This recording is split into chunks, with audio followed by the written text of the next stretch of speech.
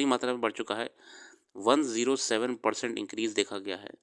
वहीं पे आपका यूपी में जो कि ऑलरेडी हिंदी भाषी देश है ही, मन नॉट प्रदेश है, सॉरी, नॉट कंप्लीटली, कई क्षेत्रीय भाषाएँ भी यहाँ पे पाई जाती हैं, में 23% की वृद्धि हुई है। वहीं बिहार में आपकी अगर हम बात करें, तो बिहार में आपकी 33% की वृद्धि हुई है और मध्य प्रदेश की बात करें तो 22% की वृद्धि हुई है। गौरतलब है कि यह क्षेत्र कथित रूप से हिंदी प्रदेश हैं। वहाँ पे आपकी सिर्फ 22 और 23% हुई है और यहाँ इन 10 वर्षों के अंतराल में जनसंख्या के कुल विस्तार वाले फ़ीसद की अवहेलना भी नहीं की जा सकती है। लिहाजा धारणा से विपरीत हिंदी का मूल विस्तार उन्हीं क्षेत्रों में अधिक हुआ है जहाँ परंपरागत रूप से हिंदी का प्रभाव नहीं माना गया है। अब ये बड़ा देखिए कितना अपने आप में रोचक बात है कि तमिलनाडु के क्षेत्रों में जहाँ पे हिंदी का आप उम्मीद नहीं कर सकते, वहाँ पे इतना विस्तार हो चुका है और जो हिंदी क्षेत्र हैं, हिंदी बेल्ट हैं, वहाँ पे हिंदी विलुप्त हो रही है, कहीं न कहीं कम होती दिख रही है।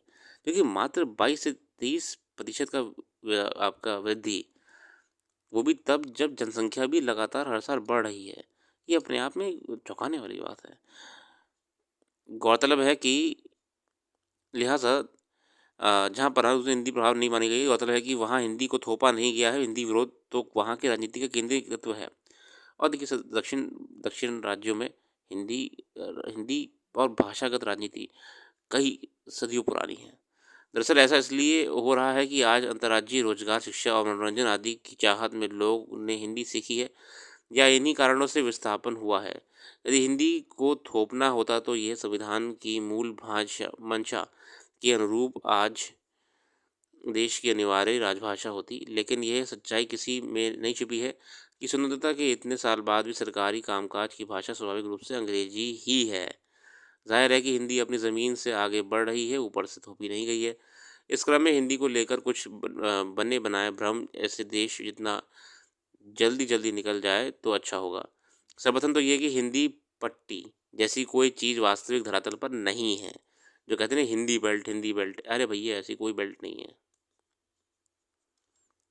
ये सिर्फ़ ग्रियर्सन 1928 द्वारा प्रस्तावित हिंदी बेल्ट का अनुवाद भर है। जिसे रामविलास शर्मा आदि सरीखे विद्वानों ने हिंदी में जड़बूत कर दिया। जिस बड़े क्षेत्र को ग्रियर्सन ने हिंदी बेल्ट कहा था, उसी में से बिहार को बिहारी भाषा वाला क्षेत्र बताया था। आज अगर इस भाषा को खोजा जाएगा तो ना तो वास्तव में कोई बिहारी भाषा का अस्तित्व है और ना ही हिंदी बेल्ट का। वास्तव में इस पट्टी में हिंदी से अधिक प्यार